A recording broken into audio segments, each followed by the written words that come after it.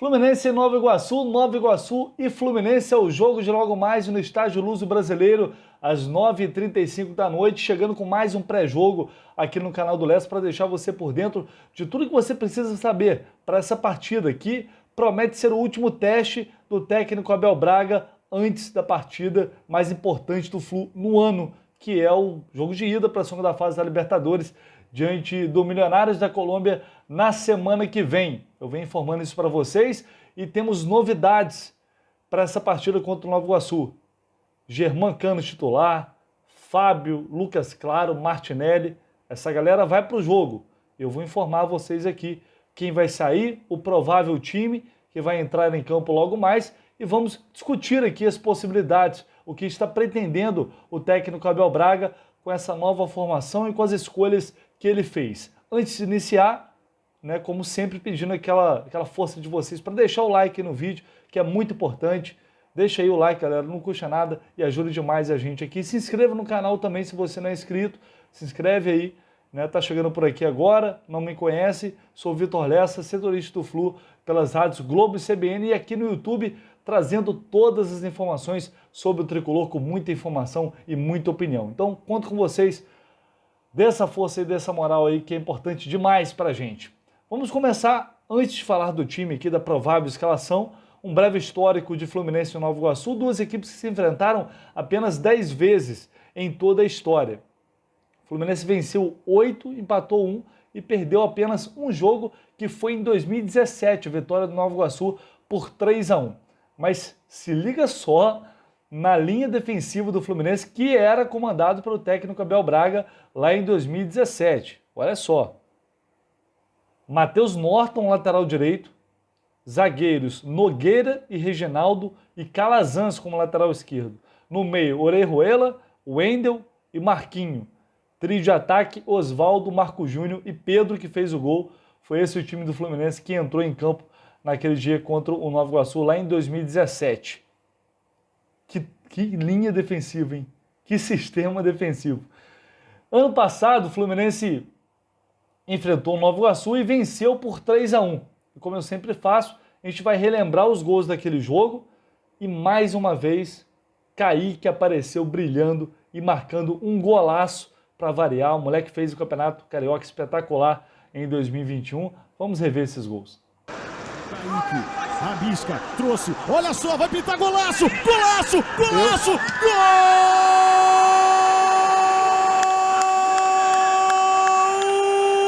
É do Fluminense! Moleque brabo de Xerém!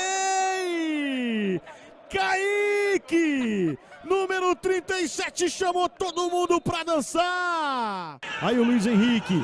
Pode ser a boa do Flu, tocou pro Nenê, vai pintar mais um, tocou pro meio, olha o Fred! Fredon, 400! Gol!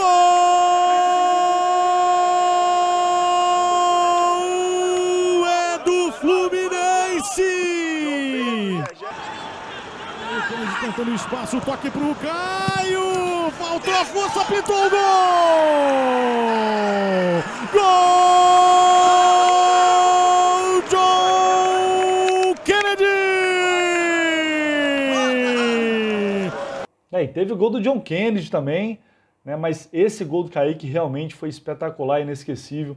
Golaço do garoto. Como eu disse no pré-jogo da Portuguesa, no jogo contra a Portuguesa, que também teve o golaço do Kaique, é uma pena esse menino ter saído tão cedo, mas é uma realidade do nosso futebol. Os jovens não só deixam os clubes muito cedo, partindo para a Europa, como normalmente acontece no Fluminense, acontece muito por preços bem abaixo do que deveriam valer de fato. Quase preço de banana em alguns casos. Mas, infelizmente, o Kaique não está aqui, já está lá no City, e tomara que ele tenha muito sucesso lá no Manchester City. Bom, vamos falar agora do presente, da escalação, da provável escalação que o técnico Abel Braga vai mandar a campo logo mais para enfrentar esse time do Nova Iguaçu. Com novidades, eu venho informando desde ontem à noite aqui no canal para vocês, com o Fábio no time titular, Lucas Claro, Martinelli e Germancano. São essas as opções do Abel, as novidades. Tem pontos positivos e pontos negativos. E aí, claro, eu vou dar aqui minha opinião e vocês podem deixar aí a opinião de vocês nos comentários aqui, que depois a gente vai trocando ideia, como sempre. Né? Importante, pelo que eu recebi de informação, o Abel está abrindo mão de 3 zagueiros. Por que eu estou falando isso? Porque muita gente entendeu que talvez o André pudesse fazer a função do Felipe Melo. Eu nunca acreditei muito nisso, por quê? O André é um jogador de estatura baixa, ele não se destaca muito nas bolas aéreas, né? Apesar de ter uma boa saída como o Felipe Melo tem. Mas pelo que eu tenho de informação, de fato, o Abel volta para uma linha de 4. É claro que na hora de sair jogando, pode ser que o André faça essa saída de 3 ali e ele funcione ali como um líbero quando o time estiver atacando, saindo para jogar. Mas não creio que ele vá atuar como zagueiro. Não creio que ele vá fazer a função que o Felipe Melo vinha fazendo. Então o Fluminense vai para esse jogo com uma linha de 4, 3 volantes. Né? Pode ser um 4-3-3 ou 4-1-4-1.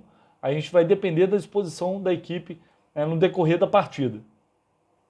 Mas a princípio eu acho que vai ser mais para um 4-3-3. E eu acho que por um lado certo, porque se você não tem Nino e Felipe Melo, como foi contra a Portuguesa, a gente viu que a saída de bola é péssima, é muito ruim. Assim, jogar com 3 zagueiros naquelas condições não compensa, não dá certo. Porque você tem uma saída de bola ruim, você tem laterais que não agridem, principalmente o Cristiano. Então, assim, sobra pouca coisa para justificar esse esquema. Então, como o Felipe Melo segue fora, o Felipe Melo está sendo poupado devido a um desgaste muscular, ele vem sentindo algumas dores musculares, vem também sempre fazendo trabalhos especiais para evitar justamente possibilidade de lesão. Então, sem o Felipe Melo, talvez seja melhor realmente abrir mão desses 3 zagueiros, coisa que eu acho que não vai acontecer para o jogo da Libertadores. Para o jogo da Libertadores, eu acho que ele vai manter o trio. Mas então, se isso realmente acontecer, vai ser o primeiro jogo do Fluminense sem os 3 zagueiros nesta temporada. Só que aí, né, olhando para o restante do time do meio para frente, o Fluminense vai enfrentar o Nova Iguaçu, que é o time mais fraco, talvez mais frágil do campeonato. E o Abel opta por 3 volantes, né, Martinelli, Iago e André. Agora, por quê? Né, realmente tem necessidade para escalar 3 volantes?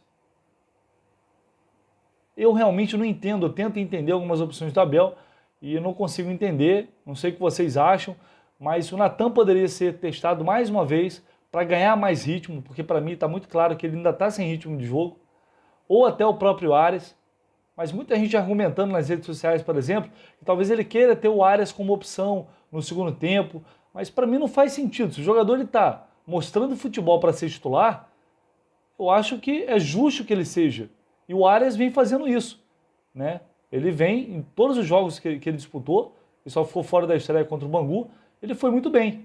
Fez 2 gols, decidiu o Fla-Flu. Então, para mim, é um malabarismo, mais uma vez, para não barrar o William Bigode, por exemplo. Para não deixar o William Bigode como opção. Só que eu apurei também que o Abel pretende testar o Arias com o Fred no segundo tempo e, possivelmente, contra o Volta Redonda no sábado, Arias e Fred serão titulares. Foi a informação que eu tive. Então o Abel testa primeiro, né, William Bigode e Cano, e depois vai testar Arias e Fred. Né? Claro que acompanhados ali do Luiz Henrique, que é o titular absoluto. Então, assim,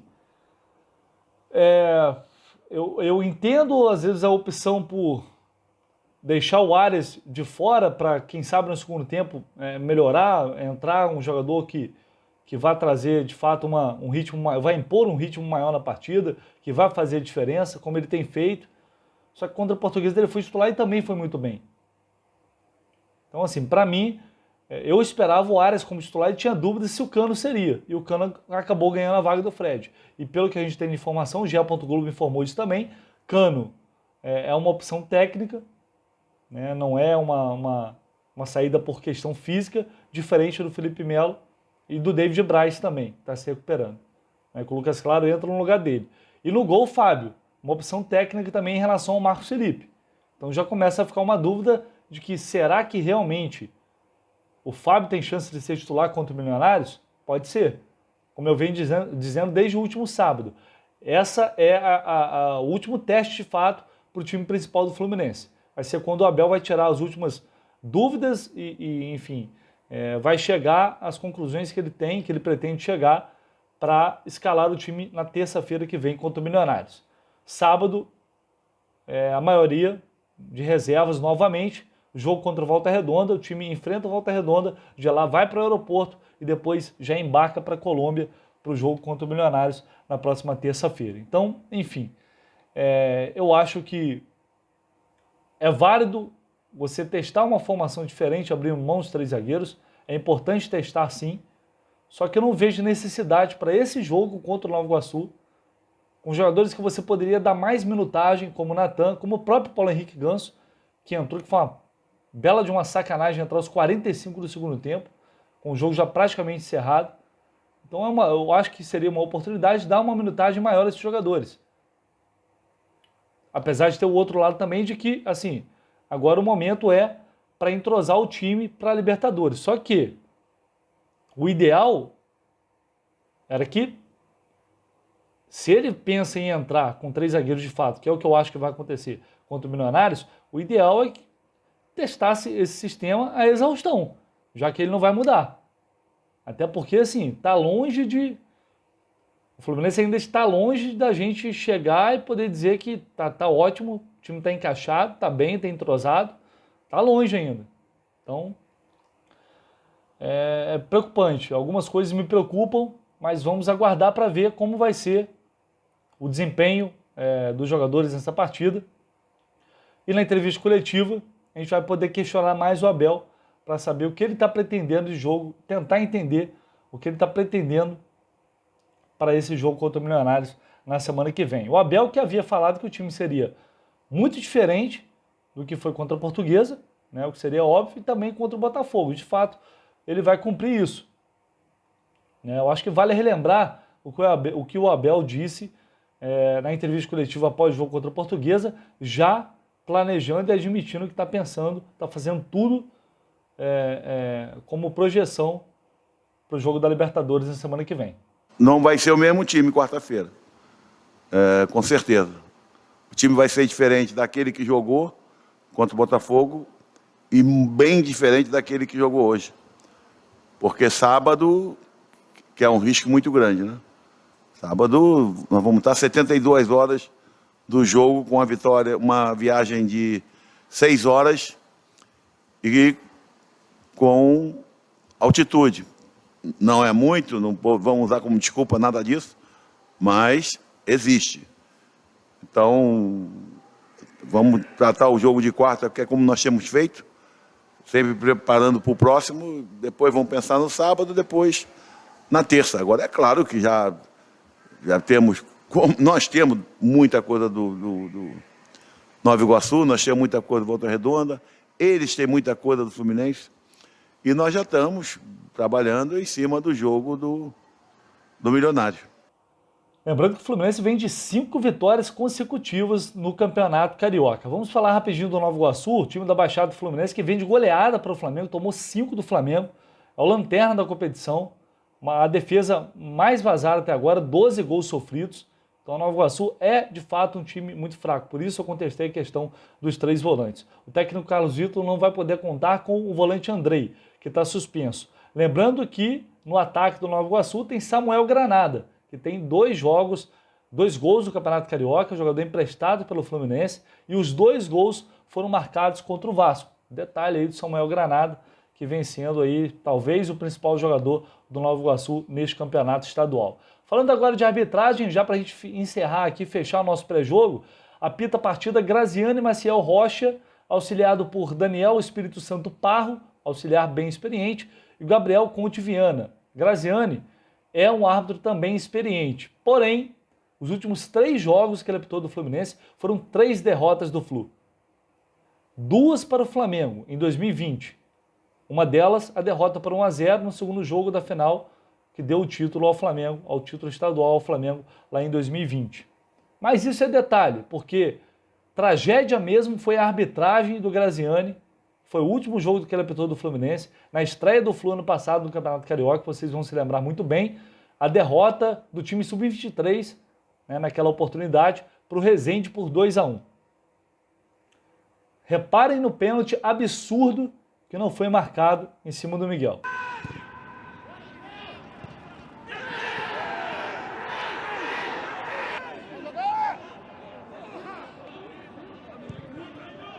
E 7 minutos depois, o Miguel cobrou uma falta, o Caio Vinícius fez o gol de cabeça, o auxiliar chegou a correr para o centro do gramado dando gol, depois voltou atrás, uma bagunça danada, e o Fluminense teve um gol legítimo anulado. Vamos ver.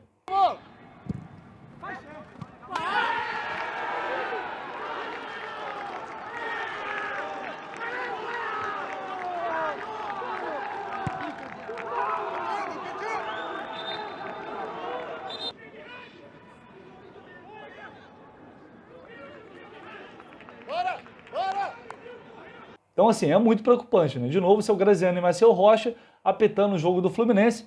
Vamos ver o que vai acontecer nessa noite. Tomara que não faça besteira, né? Que é o mínimo que a gente sempre espera, que eu sempre falo, né? Não atrapalhando já ajuda muito. Ano passado, ele que é um árbitro de 39 anos, apitou 7 jogos do Campeonato Carioca, 2 da Série C e 1 do Brasileiro Sub-20. Então, é mais um árbitro da FERJ que não apita jogos importantes da CBF, como o Campeonato Brasileiro da Série A e Copa do Brasil, né? Temos vários e vários exemplos de árbitros da Federação Carioca que não têm moral na CBF, que não apitam grandes jogos. E aí, quando a gente pensa no que ocorreu ano passado, nesse jogo contra o Resende, a gente entende bem esse panorama. E só para fechar, galera, esse jogo, aproveitando já que a gente está falando desse jogo contra o Resende, foi o dia da estreia do garoto Arthur, joia do Fluminense, né? Esse garoto que promete mais. Ele estreou pelo time profissional nessa derrota por 2-1. Ele tinha acabado de completar 16 anos, então ele se tornou o jogador mais jovem a vestir a camisa tricolor na era profissional, isso desde 1933. Um fato legal aí que vale destacar daquela estreia do Arthur com a camisa tricolor pelo profissional, esse garoto que promete demais. Enfim, galera, é isso, pré-jogo encerrado. Bola rola às 9h35 da noite no estádio Luso Brasileiro, transmissão da TV Record, transmissão também do Pay-Per-View e, claro, na Flu TV Play. Depois da partida, a gente se encontra aqui, como sempre, no canal do Lessa com o pós-jogo para falar tudo sobre Nova Iguaçu e Fluminense. Eu aguardo vocês. Valeu, pessoal. Um abraço, uma excelente quarta-feira e bom jogo para nós.